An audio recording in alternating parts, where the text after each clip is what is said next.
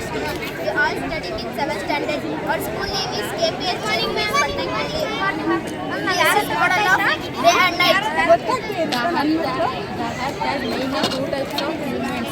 ಭೂಮಿಗೆ ಮುಖ್ಯವಾಗಿ ಎರಡು ರೀತಿಯ ಚಲನೆಗಳಿವೆ. There are rotation and revolution. ಅದು ಭ್ರಮಣಾಚಾರಿ, ಅದು ಭ್ರಮಣಾಚಾರಿ, ಇನ್ನೊಂದು ಪರಿಭ್ರಮಣಾಚಾರಿ. Rotation is the movement of the earth that is fixed. ಭ್ರಮಣ ಚಲನೆಂದರೆ ಭೂಮಿ ತನ್ನ ಸುತ್ತ ತಾನು ಸುತ್ತುವುದು.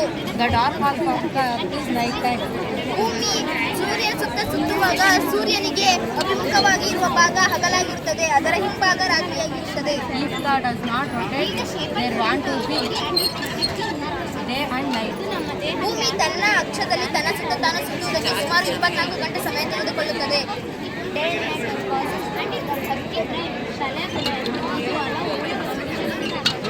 12 ಗಂಟೆ ಹಗಲು, 12 ಗಂಟೆ ರಾತ್ರಿ.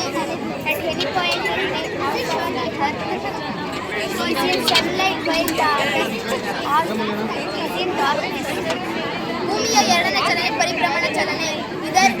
ಭೂಮಿಯ ಸೂರ್ಯನ ಸುತ್ತ ಒಂದು ಸುತ್ತು ತನ್ನ ಕಕ್ಷೆಯಲ್ಲಿ ಸುತ್ತಲು ಸುಮಾರು 365 ಕಾಲದಿನಗಳು ತೆಗೆದುಕೊಳ್ಳುತ್ತದೆ.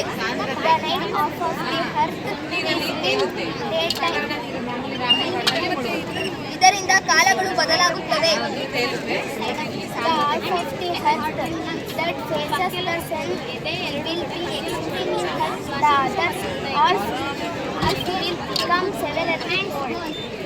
ಇದರಿಂದ ಕಾಲಗಳು ಬದಲಾಗುತ್ತವೆ. ಧನ್ಯವಾದಗಳು.